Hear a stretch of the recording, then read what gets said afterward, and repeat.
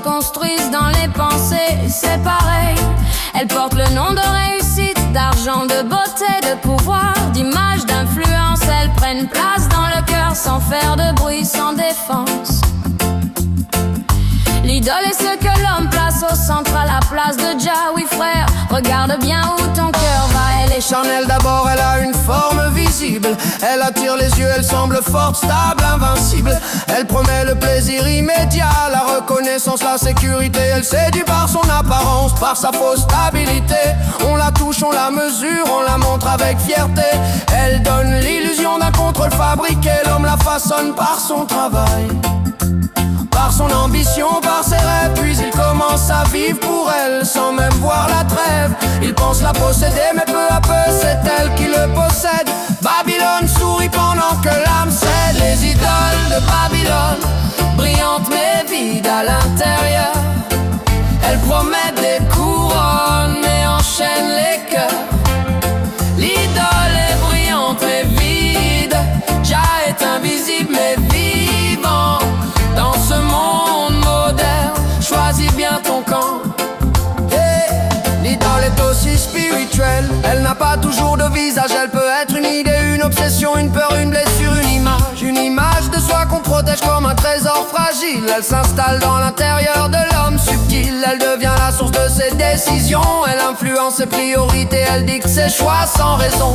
Elle murmure sans moi tu n'es rien. Alors l'homme court, travaille, se compare lui du matin au lendemain. Il se consume dans la compétition, cherchant la validation, oubliant la mission. L'impact est profond, écoute cette leçon. Ce que l'homme adore finit par le façonner dans sa construction. S'il adore l'argent, son cœur devient dur. S'il adore l'image, il devient prisonnier du regard, ça c'est sûr. S'il adore le pouvoir, il perd la paix intérieure. S'il adore son propre désir, il devient esclave de ses pulsions, de ses erreurs. L'idole ne donne jamais gratuitement. Elle exige du temps, de l'énergie, des relations, parfois même la vérité lentement.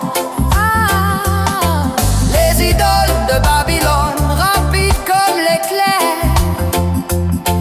numériques partout, elles parlent dans l'air. Elles créent le besoin constant d'être vues, validées, applaudies, transforment l'identité en performance, la valeur en chiffres, c'est ainsi. Et lorsque ces chiffres chutent, l'âme vacille doucement. L'idole promet la vie, mais elle vide de l'intérieur, silencieusement.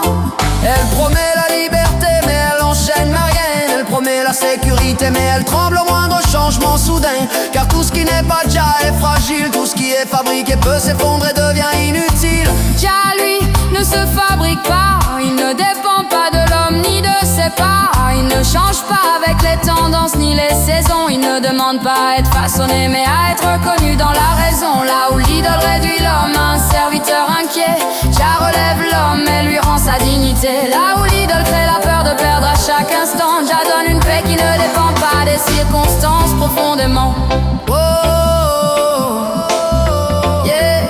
Aujourd'hui encore, le combat est intérieur. Il ne se joue pas dans des temples de pierre, mais dans le cœur. Chaque jour, l'homme choisit ce qu'il sert. Et ce choix façonne son regard, son caractère, son avenir, c'est clair. L'idole est brillante mais vide. Jah est invisible mais vivant, solide. Et dans ce monde moderne, au milieu du bruit et des lumières, la question demeure la même. Qui occupe la première place? Dis-moi, qui occupe la première place au milieu du bruit et des lumières qui règnent dans ton cœur, mon frère? Les idoles de Babylone, Ou Jah sur le trône?